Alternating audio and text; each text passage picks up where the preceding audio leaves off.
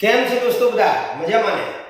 દોસ્તો, હું અમૃત લિંબાચિયા આદર્શ ટ્યુશન ક્લાસ સંચાલિત આપણી YouTube ચેનલમાં દોસ્તો આપ સૌનું હાર્દિક સ્વાગત કરું છું. મિત્રો, આપણી સિરીઝ ચાલી રહી છે વન શોર્ટ રિવિઝન, જેની અંદર આપણે પાર્ટ 1 જોઈ લીધો.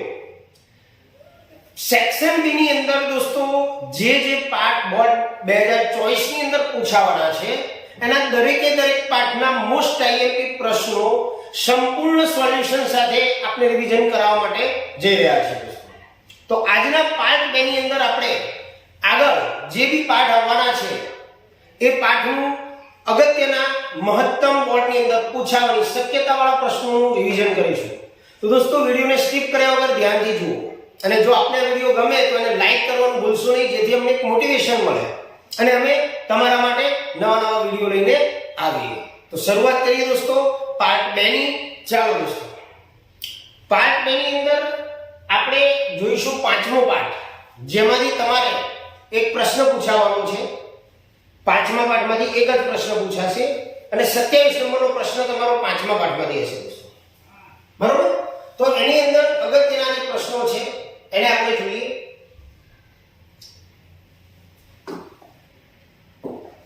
તો દોસ્તો, એની અંદર તફાવત મૂકેલો છે આપણે જારક શ્વસન અને અજારક શ્વસન. અગત્યનો તફાવત છે. તો દોસ્તો, બહુ સિમ્પલ વસ્તુ છે. જારક શ્વસન એ ઓક્સિજનની હાજરીમાં થતું શ્વસન છે અને અજારક શ્વસન એ ઓક્સિજનની ગેરહાજરીની અંદર થતું શ્વસન છે. તો જારક શ્વસનમાં O2 નો ઉપયોગ થાય છે અને અજારક શ્વસનની અંદર O2 નો ઉપયોગ થતો નથી. ત્યાર પછી દોસ્તો, જારક શ્વસનની અંદર અંતમાં કાર્બન ડાયોક્સાઇડ CO2 અને H2O ઉત્પન્ન થાય છે. જ્યારે અજારક શ્વસનની અંદર જો આ ક્રિયાની અંદર પ્રાણીજન્ય માધ્યમ હોય તો એની અંદર લેક્ટિક એસિડ અને વનસ્પતિજન્ય માધ્યમ હોય તો એમાં ઇથેનોલ અને કાર્બન મોનોક્સાઇડ ઉત્પન્ન થાય છે. જારક શ્વસનની અંદર દોસ્તો ગ્લુકોઝના અણુનું સંપૂર્ણ દહન થાય છે. એટલે કે કહેવાનો મતલબ જારક શ્વસનની અંદર ઊર્જા વધારે ઉત્પન્ન થાય છે, મુક્ત થાય છે. જ્યારે અજારક શ્વસનની અંદર ગ્લુકોઝના અણુનું અપૂર્ણ દહન થતું હોવાથી દોસ્તો એની અંદર ઊર્જા ઓછી ઉત્પન્ન થાય છે.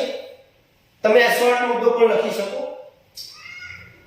જારક શ્વસન જે છે એનો પ્રાથમિક તબક્કો કોષરસમાં થાય છે અને અજારક શ્વસનનો પણ પ્રાથમિક તબક્કો કોષરસની અંદર જ થાય છે. ઓકે, ત્યાર પછી આપણે આગળ વધીએ.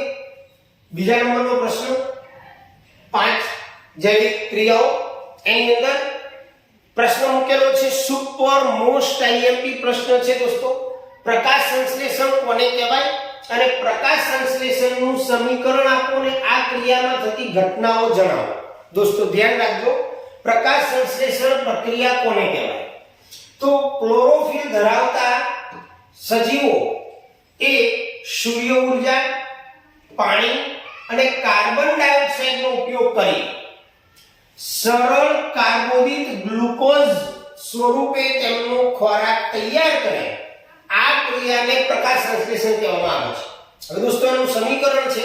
તમને એક ગુણમાં કે બે ગુણમાં ખાલી પ્રકાશ સંશ્લેષણ પ્રક્રિયાનું સમીકરણ અને ઘટનાઓ પણ પૂછી શકે. તો 6CO2 12H2O will give chlorophyll અને સૂર્યપ્રકાશની હાજરીમાં થતી ક્રિયા CHO 6 glucose C6H12O6 6O2 6H2O. બરોબર? સમીકરણ ખાસ કરી લીધું દોસ્તો, પૂછાશે. હવે પ્રકાશ સંશ્લેષણની અંદર કઈ કઈ ઘટનાઓ આવે? તો એની અંદર પહેલી ઘટના આવે કે ક્લોરોફિલ દ્વારા પ્રકાશ ઊર્જાનું શોષણ થાય. બીજા નંબરની ઘટના આવે દોસ્તો પ્રકાશ ઊર્જાનું રાસાયણિક ઊર્જામાં રૂપાંતર તથા પાણીના અણુઓનું હાઇડ્રોજન અને ઓક્સિજનમાં વિઘટન. અને ત્રીજા નંબરની ઘટના કાર્બન ડાયોક્સાઇડનું કાર્બોદિતમાં રિડક્શન થાય. ઓકે દોસ્તો, ખ્યાલ આવી ગયો?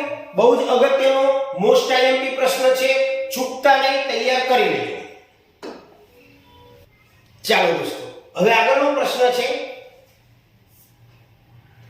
કે તમને પરીક્ષાની અંદર આકૃતિ પૂછાઈ શકે દોસ્તો. તો મનુષ્યનું ઉત્સર્જન તંત્રનું નામ નિર્દેશિત આકૃતિ દોરો.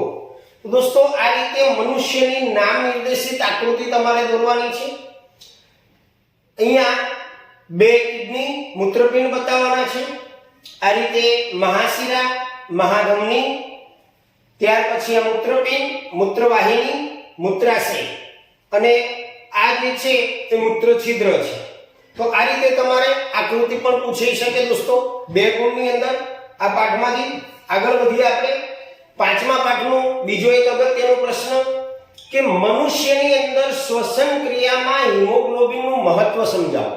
દોસ્તો પરીક્ષાની અંદર પૂછાયેલો પ્રશ્ન છે કે આપણા લોહીની અંદર, રુધિરની અંદર જે હિમોગ્લોબિન હોય છે તો શ્વસનમાં હિમોગ્લોબિનનું મહત્વ શું છે? તો દોસ્તો જેમ જેમ પ્રાણીઓના કદની અંદર વધારો થાય તેમ તેમ માત્ર જો પ્રસરણની ક્રિયા હોય તો આપણા શરીરના દરેકે દરેક અંગોની અંદર ઓક્સિજન પહોંચી શકે નહીં. એને પહોંચાડવા માટે માત્ર પ્રસરણ એ પૂરતું નથી, એની કાર્યક્ષમતા ઘટી જાય છે. ફેફસાની હવામાં શ્વસનરંજક દ્રવ્યો ઓક્સિજનને લઈને પેશીઓ સુધી પહોંચાડે છે. જેમાં ઓક્સિજનની ઉણપ હોય, શ્વસનરંજક દ્રવ્ય હિમોગ્લોબિન છે જે ઓક્સિજન માટે, હિમોગ્લોબિન એ ઓક્સિજન માટે ઊંચી બંધન ઉર્જા ધરાવે છે દોસ્તો. ઓક્સિજન માટે હિમોગ્લોબિન જે છે એ ઊંચી બંધન ઉર્જા ધરાવે છે. હિમોગ્લોબિન એ લાલ રંગની રુધિર કણિકાઓમાં આવેલા હોય છે જે રુધિરમાં રહેલા ઓક્સિજનનું વહન કરી જુદી જુદી આપણી પેશીઓ સુધી એને પહોંચાડે છે. જ્યારે કાર્બન ડાયોક્સાઇડ પાણીમાં વધારે દ્રાવ્ય છે તેથી તેનું પરિવહન આપણા રુધિરમાં દ્રાવ્ય અવસ્થામાં રહે છે. તો અહીંયા આ હિમોગ્લોબિનનું મહત્વ છે. સ્વાધ્યાયનો પ્રશ્ન છે દોસ્તો, પૂછાયો. ત્યાર પછી આગળનો પ્રશ્ન છે દોસ્તો, પરીક્ષાની અંદર આવી પૂછાય એવો ખૂબ જ અગત્યનો પ્રશ્ન છે જેમાં પર્ણરંધ્ર ખુલ્લા અને બંધ થવાની ક્રિયાનું નિયમન રક્ષક કોષો કઈ રીતે કરે છે. તો દોસ્તો અહીંયા તમને આકૃતિની અંદર આ જે સાઈડમાં બતાવેલા છે એ છે રક્ષક કોષો અને આ છિદ્ર જે છે વાયુરંધ્ર અથવા પર્ણરંધ્ર છે. પર્ણરંધ્ર વનસ્પતિની અંદર કઈ રીતે ખુલે અને બંધ થાય? તો દોસ્તો રક્ષક કોષોનું કાર્ય એવી રીતના ટાઇટલમાં પણ આવી શકે. તો રક્ષક કોષો જે છે એ વાયુરંધ્ર ખુલવાની અને બંધ થવાની ક્રિયા સાથે સંકળાયેલા છે. 1 માર્કનો પ્રશ્ન છે કે રક્ષક કોષોનું કાર્ય જણાવો. હવે કેવી રીતે ખોલે અને બંધ કરે? તો જ્યારે દોસ્તો રક્ષક કોષોની અંદર પાણી અંદર પ્રવેશ કરશે, જ્યારે આ રક્ષક કોષોની અંદર પાણી એન્ટર થશે ત્યારે એ ફૂલે છે અને પર્ણરંધ્રને ખુલ્લું કરે છે. હવે જ્યારે રક્ષક કોષો સંકોચાય એટલે કે જ્યારે પાણી અંદરથી નીકળી જાય ત્યારે એનું સંકોચન થશે અને વાયુરંધ્ર જે છે બંધ થઈ જાય છે. સામાન્ય રીતે પ્રકાશ સંશ્લેષણ માટે કાર્બન ડાયોક્સાઇડની જરૂર ન હોય ત્યારે કે જલતાણની સ્થિતિની અંદર વાયુરંધ્રો બંધ રાખે છે વનસ્પતિ. તો આવી રીતે રક્ષક કોષો દ્વારા પર્ણરંધ્ર ખુલ્લા અને બંધ થવાની દોસ્તો ક્રિયા થાય છે. ત્યાર પછીનો પ્રશ્ન છે 5મા પાઠનો કે આપણા શરીરની અંદર ચરબીનું પાચન કેવી રીતે થાય છે? આ પ્રક્રિયા ક્યાં થાય છે? દોસ્તો શરીરની અંદર જે ચરબી છે, ફેટ, તો પિત્ત રસના પિત્ત ક્ષારો ચરબીના મોટા ગોલકોનું વિખંડન કરી અને એને નાના ગોલકોની અંદર રૂપાંતરિત કરે છે. ધ્યાન રાખજો દોસ્તો, પિત્ત રસની અંદર આવેલા જે પિત્ત ક્ષારો છે એ મોટા ગોલકોનું વિખંડન કરી અને નાના ગોલકોમાં રૂપાંતર કરે છે, જેને તૈલોદીકરણની પ્રક્રિયા કહેવામાં આવે છે. સ્વાદુરસની અંદર રહેલો લાઇપેઝ, સ્વાદુરસમાં રહેલો લાઇપેઝ એ તૈલોદીકૃત જે ચરબી છે એનું પાચન કરે છે અને અંતે આંત્રરસના લાઇપેઝ વડે ચરબીનું ફેટી એસિડ અને ગ્લિસેરોલમાં રૂપાંતર થાય છે. આ તમારો પ્રશ્ન પહેલો થયો કે આપણા શરીરની અંદર ચરબીનું પાચન કેવી રીતે થાય. હવે આ પ્રક્રિયા ક્યાં થાય? તો આ પ્રક્રિયા નાના આંતરડાની અંદર થાય છે દોસ્તો. ક્લિયર? ત્યાર પછી બીજો તફાવત છે, તમને સ્ક્રીન ઉપર કદાચ જો કંઈ કપાઈ જતું હોય તો હું બોલીશ. પ્રકાશ સંશ્લેષણ અને શ્વસન. કારણ કે દોસ્તો મોબાઈલથી વિડિયો શૂટ થઈ રહ્યો છે એટલે કદાચ ક્યાંક સ્ક્રીન વધારે ઓછું હોવાથી કપાઈ જાય, તો પ્રકાશ સંશ્લેષણનો તફાવત, પ્રકાશ સંશ્લેષણ અને શ્વસન. તો દોસ્તો પ્રકાશ સંશ્લેષણની ક્રિયા એ લીલી વનસ્પતિમાં થાય, એટલે કે આ ક્રિયા લીલી વનસ્પતિમાં સૂર્યપ્રકાશની મદદથી થાય. પહેલો મુદ્દો એનો.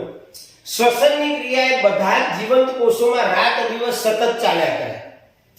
ત્યાર પછી પ્રકાશ સંશ્લેષણની ક્રિયા જે છે હરિત કણ દ્વારા થાય, જ્યારે શ્વસનની ક્રિયા એ કણાભસૂત્ર અને કોષરસ દ્વારા થાય. પ્રકાશ સંશ્લેષણની ક્રિયા દરમિયાન પ્રકાશ શક્તિનું રાસાયણિક શક્તિમાં રૂપાંતર થાય, જ્યારે શ્વસનની ક્રિયાની અંદર રાસાયણિક શક્તિનું કાર્ય શક્તિમાં રૂપાંતર થાય છે. ઓકે દોસ્તો, તો આ બે પણ અગત્યના પ્રશ્નો હતા, તૈયાર કરવાનું ભૂલતા નહીં. ત્યાર પછી આગળનો અગત્યનો પ્રશ્ન છે કે આપણા જઠરની અંદર એસિડની ભૂમિકા શું છે, અથવા તો આપણી જઠરની અંદર એસિડનું કાર્ય શું છે. તો દોસ્તો એના 4 કાર્યો આપણને આપેલા છે કે આપણા જઠરની અંદર જે મંદ હાઇડ્રોક્લોરિક એસિડ છે એનું કાર્ય શું, તો તે ખોરાક સાથે જઠરની અંદર દાખલ થયેલા બેક્ટેરિયા અને બીજા જે સૂક્ષ્મ જીવો એનો નાશ કરે. બીજું કાર્ય છે જઠરમાં એસિડિક માધ્યમને જાળવે છે. ત્રીજું કાર્ય છે પેપ્સિન ઉત્સેચકની પ્રક્રિયામાં મદદરૂપ થાય. અને ચોથું કાર્ય છે અદ્રાવ્ય ક્ષારોને ઓગાળે છે.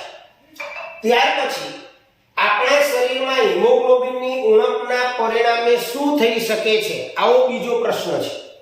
તો દોસ્તો આપણા શરીરમાં જો હિમોગ્લોબિનની ઉણપ હોય તો રોગકારક અવસ્થા જે આપણા શરીરમાં ઉત્પન્ન થાય, જેને પાંડુ રોગ કહેવામાં આવે છે, એનિમિયા, એના પરિણામે આપણા શરીરની અંદર જે કોષીય શ્વસન માટે ઓક્સિજન પૂરતો મળતો નથી અને પરિણામે આપણા શરીરમાં શક્તિ ઓછી ઉત્પન્ન થાય છે.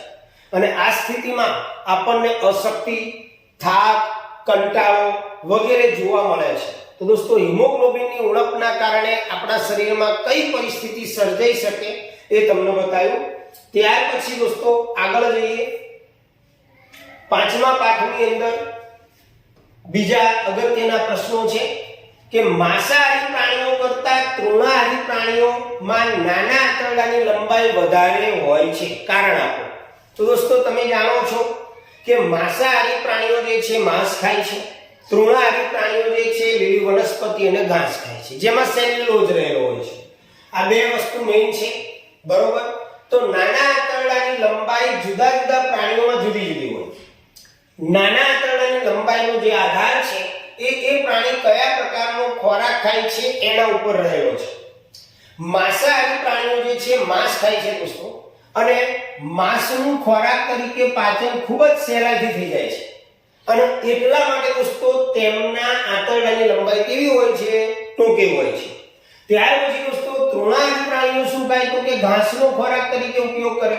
હવે ઘાસની અંદર સેલ્યુલોઝ હોય અને એનું પાચન થોડું જટિલ છે, એટલે સેલ્યુલોઝના સંપૂર્ણ પાચન માટે તૃણાહારી પ્રાણીઓની અંદર નાના આંતરડાની લંબાઈ દોસ્તો વધારે હોય છે. ત્યાર પછી બીજો એક તફાવત છે સ્વયંપોષી પોષણ અને વિષમપોષી પોષણ. દોસ્તો સ્વયંપોષી પોષણ એટલે પોતાનો ખોરાક જાતે બનાવતા સજીવો, અને એ સજીવો જે પદ્ધતિથી પોતાનો ખોરાક જાતે બનાવે છે એને સ્વયંપોષી પોષણ કહેવામાં આવે છે. તો તે લીલી વનસ્પતિ અને કેટલાક જીવાણુમાં જોવા મળે. સ્વયંપોષી પોષણ લીલી વનસ્પતિ અને કેટલાક જીવાણુમાં જોવા મળે. અને વિષમપોષી પોષણ દોસ્તો માત્ર પ્રાણીઓ અને ફૂગમાં જોવા મળે. કોમાં? પ્રાણીઓ અને ફૂગમાં. બીજો મુદ્દો, તો સ્વયંપોષી પોષણની અંદર અકાર્બનિક દ્રવ્યો CO2 અને H2O નો ઉપયોગ કરીને ખોરાક તૈયાર થાય, ખોરાકનું સંશ્લેષણ થાય. જ્યારે વિષમપોષી પોષણની અંદર અન્ય સજીવોમાંથી આપણે ખોરાકનો ઉપયોગ કરીએ છીએ, ખોરાક તરીકે આપણે અન્ય સજીવોનો ઉપયોગ કરીએ. ત્યાર પછી સ્વયંપોષી પોષણ માટે પ્રકાશ સંશ્લેષણ એ અગત્યની ઘટના છે, જ્યારે વિષમપોષી પોષણમાં પાચનની ક્રિયા જે છે અગત્યની ઘટના છે. બહુ સહેલો મુદ્દો છેલ્લો છે. સ્વયંપોષી પોષણની અંદર પ્રકાશ સંશ્લેષણની ક્રિયા અગત્યની છે, જ્યારે વિષમપોષી પોષણની અંદર પાચનની ક્રિયા અગત્યની ક્રિયા છે. ઓકે દોસ્તો, સમજો, તૈયાર કરજો દોસ્તો. અહીંયા પાંચમો પાઠ દોસ્તો આપણો પૂરો થયો. હવે આપણે સાતમા પાઠની અંદર જઈએ, જેમાંથી બે પ્રશ્નો પૂછાવાના છે. પાઠ 7 ની અંદરથી કેટલા પ્રશ્નો પૂછાવાના છે? બે પ્રશ્નો દોસ્તો. 27, 28, 29 નંબરનો પ્રશ્ન સાતમા પાઠમાંથી દોસ્તો આવશે. તમારા પેપરની અંદર જોઈ લેજો. તો સાતમા પાઠના કેટલાક અગત્યના પ્રશ્નો, જેમાં પહેલો પ્રશ્ન છે કે ભાઈ ઈસ્ટની અંદર કલિકા સર્જન દ્વારા પ્રજનન આકૃતિ સહ સમજાવો. અહીંયા તમને બતાવેલું છે કલિકા સર્જનની આકૃતિ. આ ઈસ્ટની અંદર છે. સૌપ્રથમ તેમાં શું થાય તો કે પિતૃકોષમાંથી એક નાનો ભાગ ઉપસી આવે. અહીંયા જુઓ તમે, એક નાનકડો ભાગ ઉપસી આવ્યો છે. ત્યારબાદ તેમાં કોષ કેન્દ્ર બે બાળ કોષ કેન્દ્રમાં વિભાજિત થાય, જેમાંથી એક બાળ કોષ કેન્દ્ર અલગ થઈ અને એક નવા ઈષ્ટ તરીકે ઉપસી આવે અથવા તો નવા ઈષ્ટ તરીકે જીવન વિતાવે. કોઈક વાર દોસ્તો એવું પણ થાય કે આ રીતે લાંબી સાંકળ હોય તો એક કરતા વધારે પણ કલિકાઓ હોય તો ઘણા બધા ઈષ્ટ ઉત્પન્ન થાય. ધીમે ધીમે તેની યોગ્ય લંબાઈ, યોગ્ય સાઈઝ થતા તે પિતૃકોષથી અલગ થઈ જાય છે.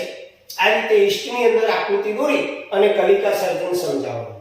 ત્યાર પછી દોસ્તો આગળનો પ્રશ્ન છે 2 ગુણનો કે અલિંગી પ્રજનનના 4 પ્રકારો જણાવો. તો અલિંગી પ્રજનનના 4 પ્રકારોમાં એક છે દ્વિભાજન, એક કલિકા સર્જન, બહુભાજન અને અવખંડન. યાદ રાખજો કયા કયા? વિભાજન, કલિકા સર્જન, બહુભાજન અને અવખંડન. ચાલો દોસ્તો હવે આપણે આગળના પ્રશ્નમાં જઈએ. સાતમા પાઠનો આગળનો પ્રશ્ન છે કે વૈજ્ઞાનિક સમજૂતી આપો. બટાકાની ખેતી કરવા માટે બીજ હોતા નથી. બટાકાની ખેતી કરવી હોય તો એના માટે બીજની જરૂર નથી. કેમ? તો દોસ્તો બટાકાની અંદર વાનસ્પતિક પ્રજનન થાય છે. બટાકાની અંદર વાનસ્પતિક પ્રજનન થાય છે. બટાકા ઉપર જે આંખ આવેલી હોય જેને કક્ષકલિકા કહેવાય, તો આ કક્ષકલિકાને આપણે જ્યારે જમીનની અંદર રોપીએ ત્યારે એમાંથી અસ્થાનિક મૂળ ઉત્પન્ન થાય અને બાળ છોડનું નિર્માણ થાય છે. આમ બટાકાની ખેતીની અંદર દોસ્તો કક્ષકલિકા એટલે કે આંખ જ બીજની ગરજ સારે છે, આંખ જ એક બીજનું કામ કરે છે. એટલા માટે બટાકાની ખેતીની અંદર દોસ્તો બીજની જરૂર નથી. ત્યાર પછીનો પ્રશ્ન છે દોસ્તો કે વાનસ્પતિક પ્રજનનના 2 ફાયદાઓ અને તેના 2 ગેરફાયદાઓ જણાવો. મારી દ્રષ્ટિએ આ વખતે પૂછાયેલો પ્રશ્ન છે, સારો પ્રશ્ન છે, બરોબર? તો તૈયાર કરી લેજો દોસ્તો કે વાનસ્પતિક પ્રજનનના 2 ફાયદા કયા? તો અહીંયા 2 ફાયદા આપણને આપેલા છે. તો વહેલું પુષ્પ સર્જન અને ફળ સર્જન થાય. વહેલું પુષ્પ સર્જન અને ફળ સર્જન થાય. અને બીજું, ઉત્પન્ન થતી સંતતિ જે છે એ આનુવંશિક રીતે પિતૃ જેવી જ હોય. આ 2 એના ફાયદા છે. હવે એના ગેરફાયદાની વાત કરીએ તો નવા લક્ષણો સંતતિમાં ઉદ્ભવતા નથી. અને બીજો ગેરફાયદો, પિતૃમાં રહેલા રોગો એ સંતતિમાં થવાની સંભાવના છે. ઓકે, તો વાનસ્પતિક પ્રજનનના ફાયદા અને ગેરફાયદા જોઈએ આપણે. ચાલો દોસ્તો આગળ. પાનફુટ્ટીમાં વાનસ્પતિક પ્રજનન સમજાવો. થોડું ટાઈપિંગ મિસ્ટેક છે. વાનસ્પતિક પ્રજનન સમજાવો. તો દોસ્તો પાનફુટ્ટી જે છે એ પાનફુટ્ટીના જે પર્ણ આવે એ પર્ણની અંદર ખાંચ આવેલી હોય છે અને એ ખાંચની અંદર ખોરાકનો સંગ્રહ થતા તે બદામી બની જાય. જ્યારે અનુકૂળ પરિસ્થિતિ પેદા થાય ત્યારે એ કલિકાઓનો વિકાસ પામે અને એ કલિકાઓ જમીન ઉપર જ્યારે પડે ત્યારે એમાંથી અસંખ્ય પાનફુટ્ટીના છોડ તૈયાર થાય છે દોસ્તો. ત્યાર પછી દ્વિભાજન એ બહુભાજનથી કઈ રીતે અલગ પડે? દોસ્તો આ વખતનો પ્રશ્ન થોડો પૂછાયો છે કે દ્વિભાજન એ બહુભાજનથી કઈ રીતે અલગ છે, કઈ રીતે જુદું પડે છે. તો દ્વિભાજન જે છે એ ભાજનનો એક પ્રકાર છે. એમાં પિતૃકોષના 2 બાળ સજીવ કોષમાં વિભાજન પામે. કેટલા? 2. દાખલા તરીકે અમીબા, બેક્ટેરિયા, બરોબર, માં બહુભાજન બેક્ટેરિયા. ત્યાર પછી બહુભાજન એ પણ ભાજનનો એક પ્રકાર છે, પણ એની અંદર દોસ્તો તેમાં એક કોષી સજીવ એક જ સમયે ઘણા બાળકોષોમાં વિભાજન પામે. વિભાજનમાં માત્ર 2 જ બાળકોષ, જ્યારે બહુભાજનની અંદર ઘણા બાળકોષો વિભાજન પામે. એમાં ઉદાહરણ તરીકે પ્લાઝ્મોડિયમ એ બહુભાજન પદ્ધતિથી પ્રજનન કરે. આમ વિભાજનના અંતે 2 અને બહુભાજનના અંતે ઘણા બાળ સજીવ નિર્માણ પામે છે. ત્યાર પછી દોસ્તો આગળનો પ્રશ્ન કે પરાગનયનની ક્રિયા એ ફલનની ક્રિયાથી કેવી રીતે જુદી છે, ભિન્ન છે? યાદ રાખજો દોસ્તો. તો પરાગનયન જે છે એ પુકેસરના પરાગાશયથી સ્ત્રી કેસરના પરાગાસન સુધીની પરાગરજના સ્થળાંતરની ક્રિયા છે. પરાગનયન એટલે પુકેસર ઉપર ઉત્પન્ન થયેલી પરાગરજને સ્ત્રી કેસર ઉપર લઈ જવાની ક્રિયા. જ્યારે ફલનની ક્રિયા જે છે એ નર જનનકોષની માદા જનનકોષ સાથેના સંમેલનની ક્રિયા છે. બરોબર? આ બે એનો ડિફરન્સ બતાવવાનો છે. ચાલો દોસ્તો, હવે આપણે 10મા પ્રશ્ન ઉપર જઈએ. 7મા પાઠનો 10મો પ્રશ્ન. વિડિયોને સ્કીપ ન કરતા બધા જ પ્રશ્નોને એકવાર રિવિઝન કરી લેજો દોસ્તો. અને જો તમને ગમે તો વિડિયોને લાઈક કરજો, જેથી અમે મોટિવેટ થઈએ, અને સાથે સાથે આપણા મિત્ર વર્તુળની અંદર પણ શેર કરજો, જેથી વધુમાં વધુ વિદ્યાર્થીઓ આનો લાભ લઈ શકે. કારણ કે અમારો હેતુ એક જ છે કે બધા વિદ્યાર્થીઓ મોસ્ટ આઈએમપી પ્રશ્નો જોઈ અને સારામાં સારું પરિણામ લાવી શકે ધોરણ 10 ની અંદર, અને એમની જો કેરિયર છે સારું બને દોસ્તો. ગર્ભ નિરોધક યુક્તિઓ કે સાધનો અપનાવવાના કયા કારણો હોઈ શકે? ગર્ભ નિરોધક યુક્તિઓ આપણે જાણીએ છીએ 3 કોન્ટ્રાસેપ્ટિવ પદ્ધતિઓ આપણે જોઈ.